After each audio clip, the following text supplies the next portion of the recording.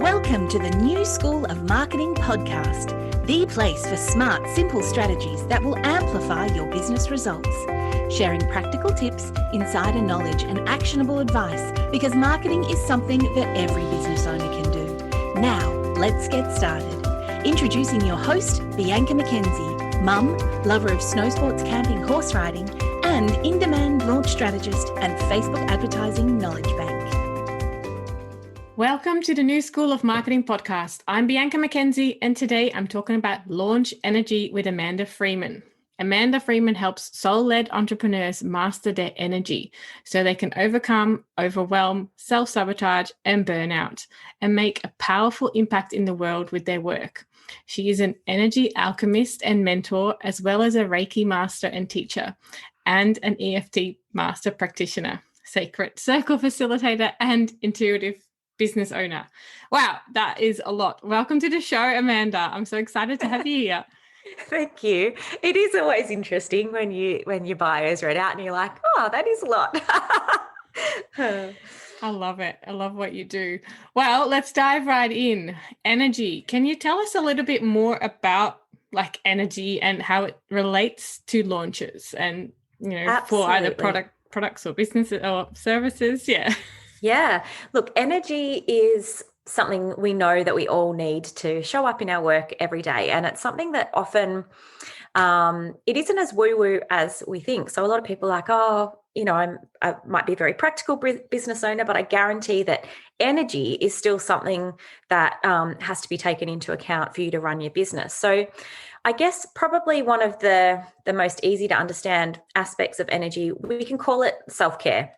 Self-care is a kind of a bit of a fluffy term. It doesn't sound like it would be very valuable, but that is kind of the basis of managing our energy. And in a launch experience, it's probably one of the most important things that people should be factoring into their launch plan, whether it's a business, whether it's a product, or whether it's a service. And honestly, it's something that's not talked about enough from what I see in the work that I do. So yeah. In a nutshell. Yeah, no, I'm totally I completely understand. And we need energy for our life. We, as a mother, I complain all the time. I'm so tired because I have to run after a toddler all the time. So we need energy. We know that we need energy. But yeah, in a business, I guess we don't always think about that aspect. And I guess we could go into that. Yeah, I guess it is. And I think a lot of people get tired after a launch, but that's because they haven't thought about it up front. So can you talk us through sort of the main stages of energy during a launch? Because I know that there's different components with a launch in terms of all the things that you need to do, but how does energy play into that? So I guess one way to sort of begin before we dive into that is to look at it as often we don't look at a launch, our energy needing to be prepared for a launch. Whereas if it was something like a marathon, someone doesn't do, a 22K marathon without doing any preparation or setting up regular practice, regular build up, regular rest, good nutrition, all this sort of stuff. And a launch is essentially like a little mini marathon in your business, because you have an open cart, you have a closed cart, and then often you have to then dive into whatever it is you're offering.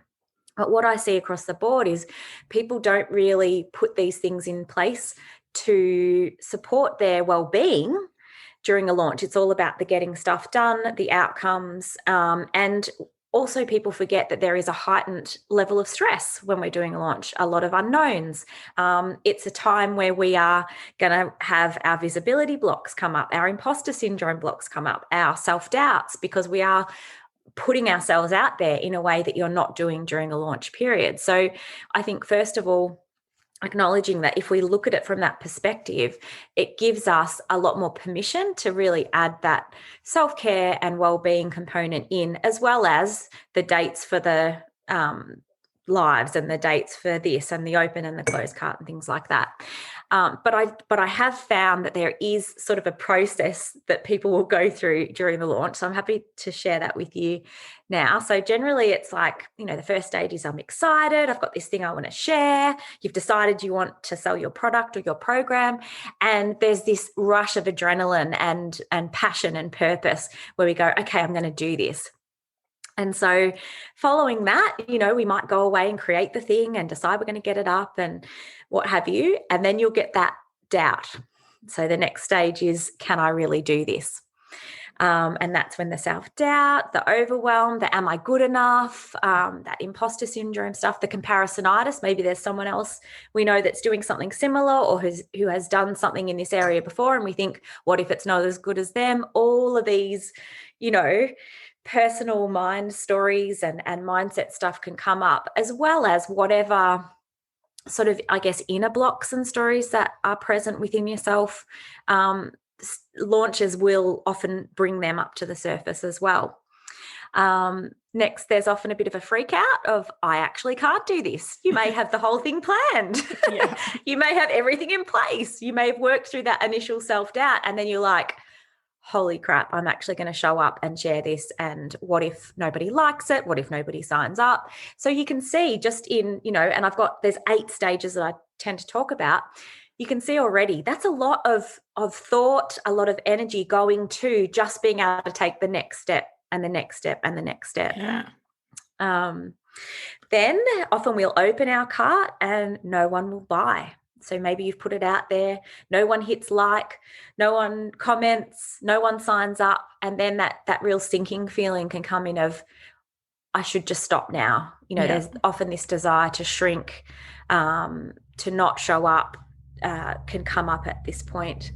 And also from there, the comparisonitis can kick in as well. So that can sort of be the 5th stage where you sort of think, such and such did it. They had 5 people sign up by now, or they had X amount of dollars come in and I'm already day 3 and nothing, I've got 1 person or X amount of sales. So there can be this tendency to go into that.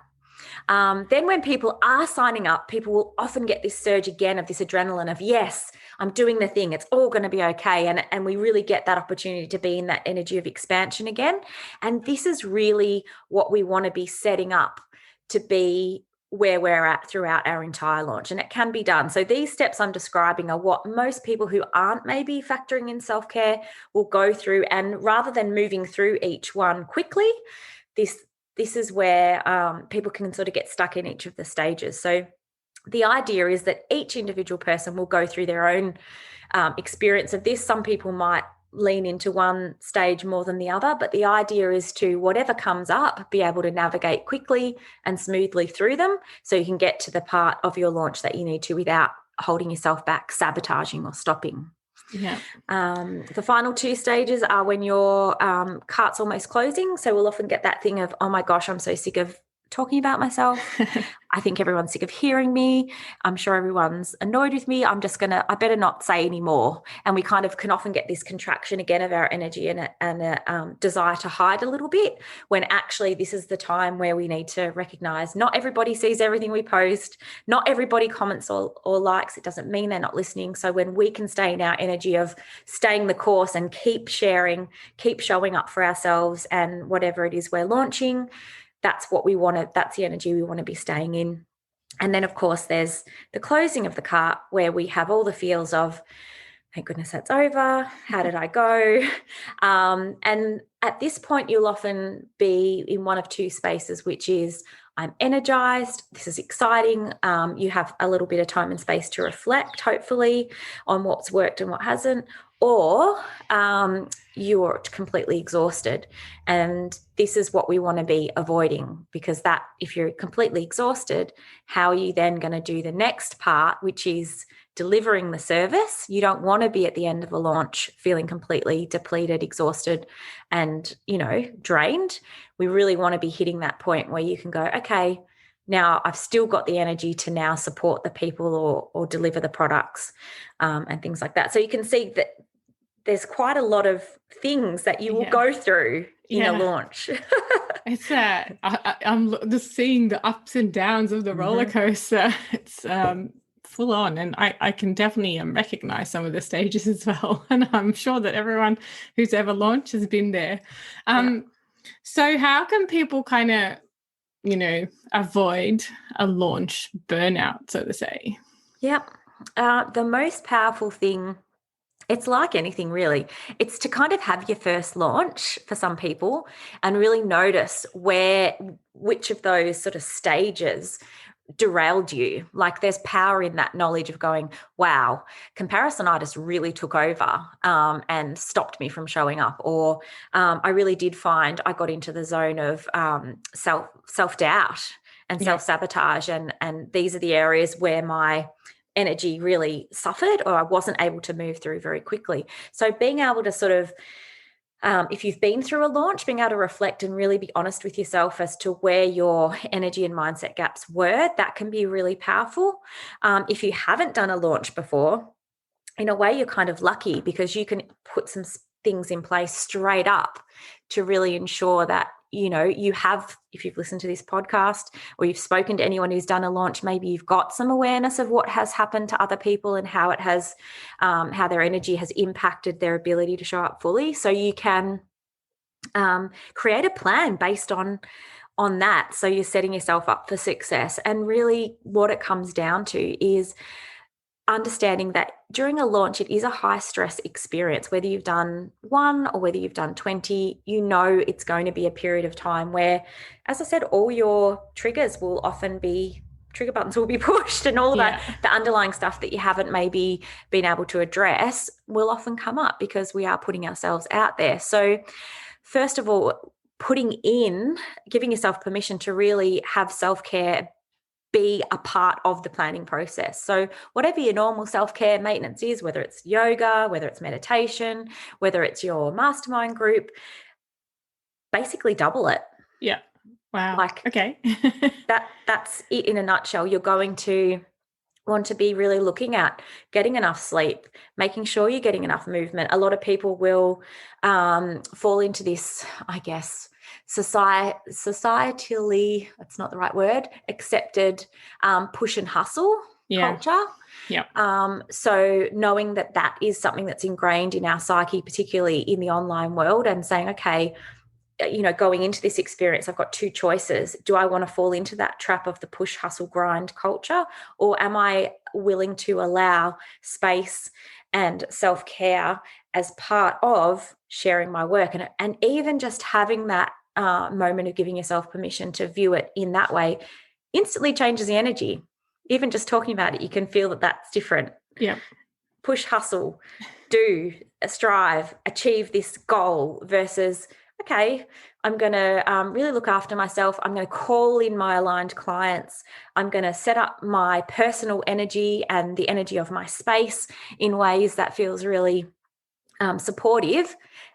And I'm going to trust that then every step I take is going to be leading me to my end result. So, really taking some time to set up your own version of what a launch looks like and letting it not be a hustle designed launch can be really powerful. And actually, putting in some self-care. So that can be, I often say to people, even identifying first what your normal sabotages are. So being really clear on, okay, in the past, when I've tried to show up for my business and up level, what do I tend to do? Do I suddenly have a desire to binge Netflix? Do I, have a few wines at night when normally I wouldn't during the week? Like, what are and we all have them. Everyone's sabotage looks different. Maybe it's staying up till 1 a.m. watching YouTube instead of, going to bed and getting rest. There's no right or wrong. It's what you do to sabotage yourself. So having that awareness of not just what you need to put in for self-care, but how you normally trip yourself up. Yeah. Because when we have this awareness, then we can go, okay, cool. I know what I need to do for self-care. So I need to be making sure I have plenty of sleep. I'm eating well. I'm aware that, times like this, self-doubt does come up. So I need to make sure I'm doing my practices to stay in my confidence and stay in my zone of genius.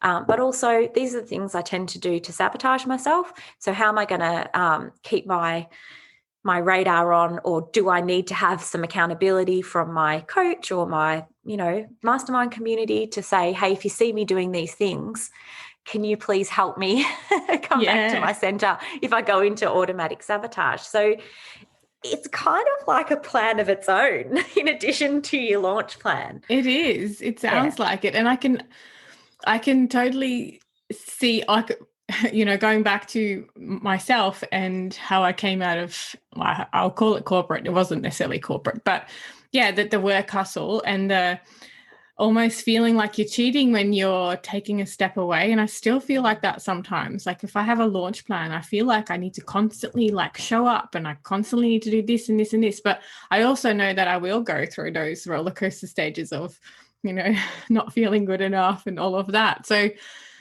it's almost something that we need to like unlearn and relearn in terms of, that we can step back and that it actually will help our launches. And like it seems so counterintuitive in the world that we've been brought up in.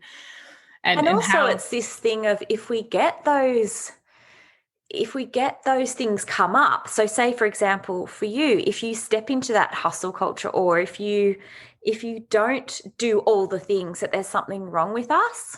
Yeah, it does feel like that sometimes. It's like, if I'm going to sit on the couch in the afternoon to read a book, it's like there's this niggling thing at the back of my mind going, I should be at my computer working. But I can now rationalize both sides of it. Like, and I know it's necessary, but there's still this thing that it just feels like it doesn't feel right. But it's so important. Like you said, if at the end of a launch, you get to that point where you're absolutely exhausted and then you still have to deliver for your students, like that's not a good place to be in. And it's never a good place to be when you're absolutely exhausted and have all the mindset things going on in the struggles. So it's almost like, all right, let's wake up, everyone.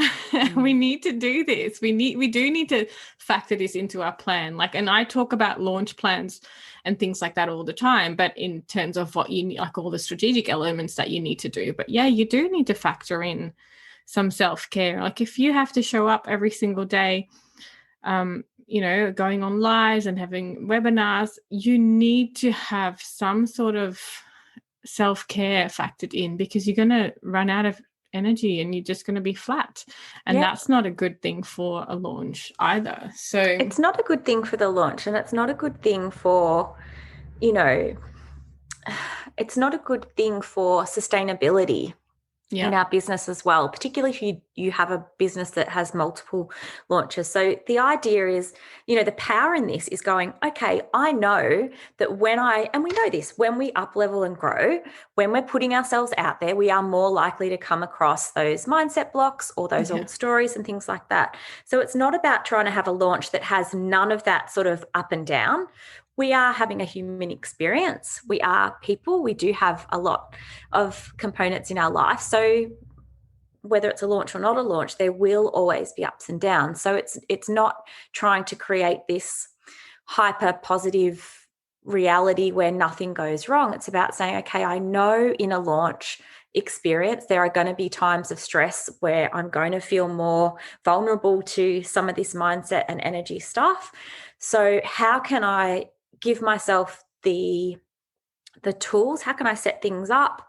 How can I be in a position where as they arise, I move through them quickly? So rather than, for example, say you get self-doubt come up as you open your cart, how can I be moving through that to back into confidence and back into that grounded sense of self in, a few hours instead of in 3 days and completely derail my momentum. So I think that helps too, to think that we don't have to have a perfect launch experience. We're going to have stuff come up. There'll most likely be tech glitches and, world events that throw, there's going to be things that come up, but how can we put ourselves in the best place to navigate them, as opposed to what I see happen often is just pushing through and not having those skills or those strategies to be able to navigate it. Yeah.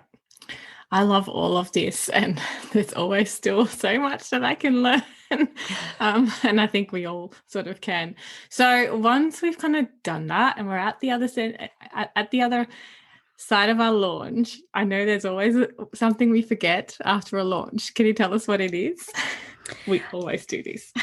Celebrate. Yes. I think we're often so busy doing the thing, and then obviously we're going from cart closing to the offering. It's so important to take a moment to really, reflect on. I love to post-launch or post-workshop, I always take the day off after closing cart or after the end of a workshop to take a couple of hours to just sit with a journal, reflect what felt good, what didn't, where would I improve next time, whether that's on outcomes or energy or both. Yeah. I kind of like to do all of it. So making that space to reflect in the moment, I think that really helps us to refine our launch experience from an energetic perspective, because often what will happen is we'll roll straight in from the end of a launch, we'll dive into doing the delivery, and then next time comes around, and if we haven't taken the time to do that, we'll often repeat the same mistakes because we haven't had that time to sort of stop and reflect. So that's generally something that I recommend to do. Just be like, okay, what worked, what didn't? And then, of course, celebrate whether you got your goal, revenue, or your goal, enrollments, whatever goal you'd set. There's still going to be something to celebrate in there. And generally just showing up, like putting yourself out there is worth celebrating. Actually launching in itself is worth celebrating. It's a absolutely massive thing. And once you've done it once, it's like, well, you've done it. You did it and you can do it again. And there's only an up. So there's like all this energy in launches and like obviously a launch period is like super intensive. Like I know I've been there multiple times. It's so intensive. And then obviously there's after the launch and there's in between the launches. How can people sort of manage their energy like overall? Like how important is it? Like we know that we need energy for our business, but in an overall space, how do we do that? Yep. I think it's just starting somewhere and recognizing that when you are an entrepreneur, if your energy is good, then you can keep showing up, you'll attract the right clients, you can you can do it. If you're not putting yourself as a priority, and as I said, a launch experience can actually highlight where you are maybe not tending to your needs on that level just in everyday life. So if you notice, oh gosh, this was really intense, I actually have no self-care in place, and that's not uncommon. So if you're listening to this and you're like, oh, I've never even factored that in, you're certainly not alone.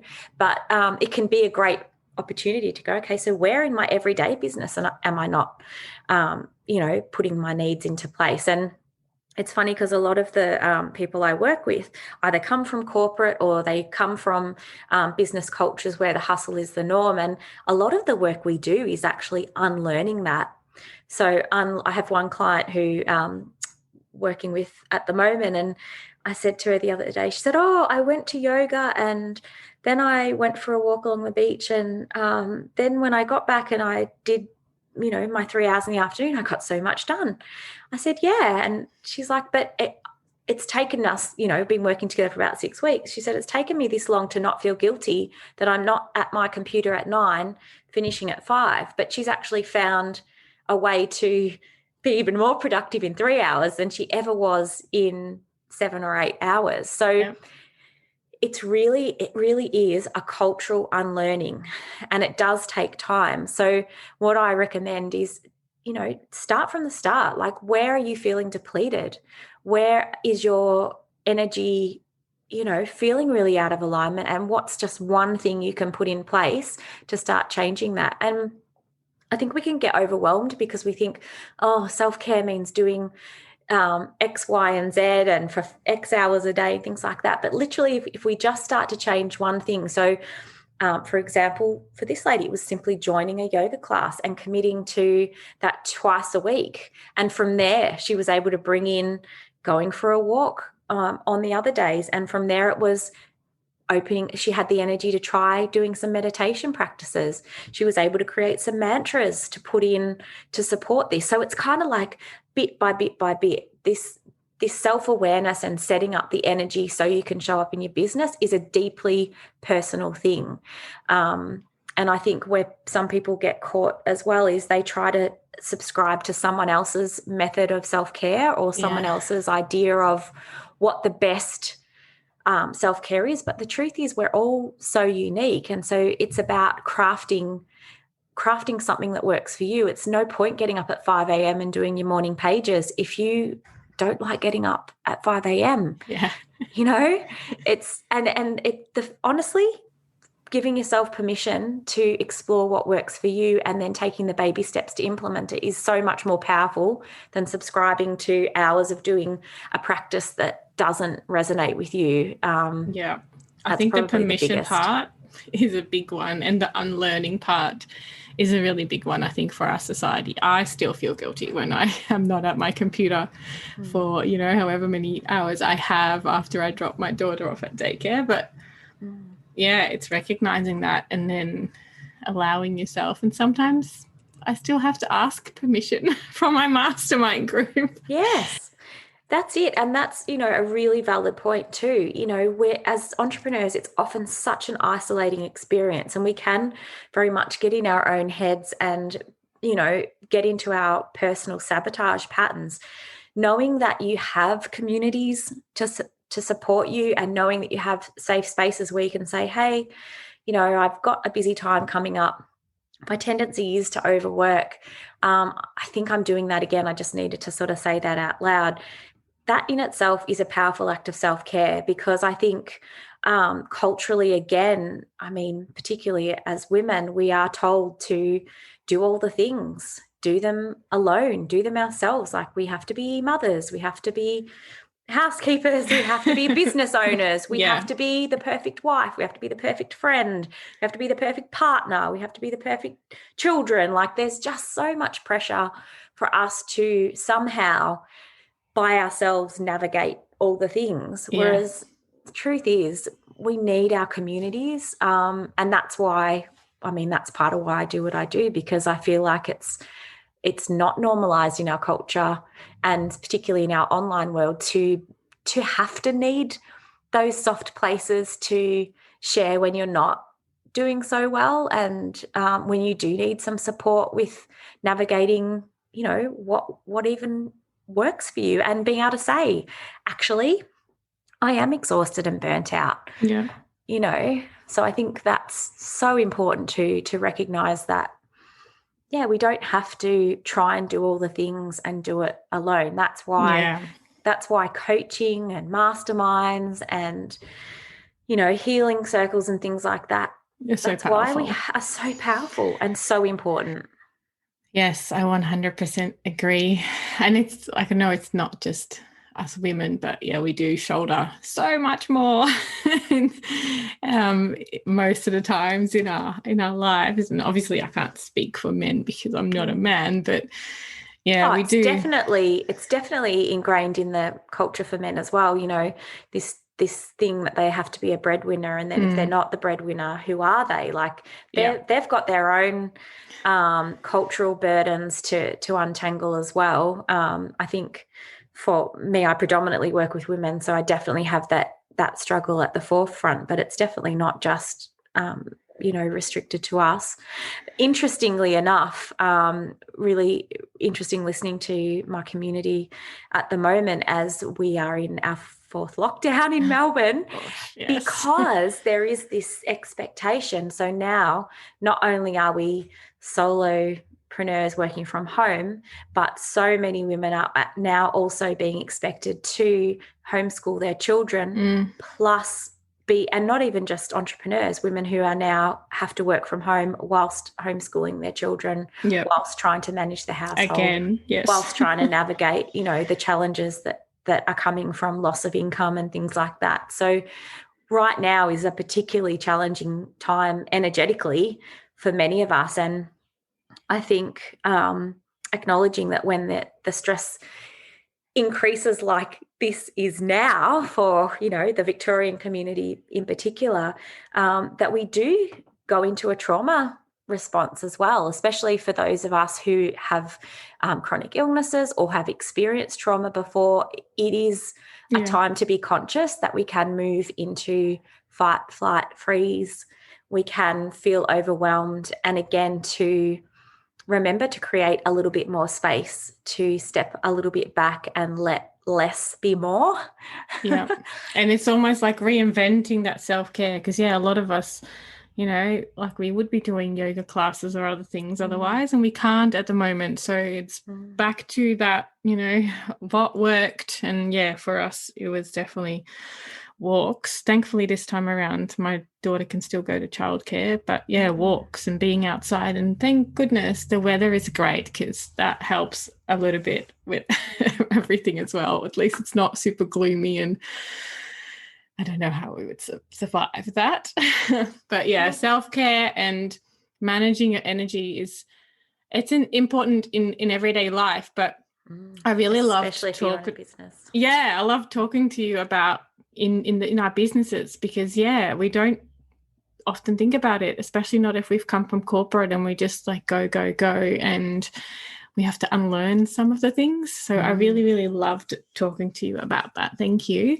You're welcome. A few more questions. What are you curious about right now? What am I curious about right now? Good question. I've actually been diving into A Handmaid's Tale, so I'm very curious as to what's coming next in this very dark season.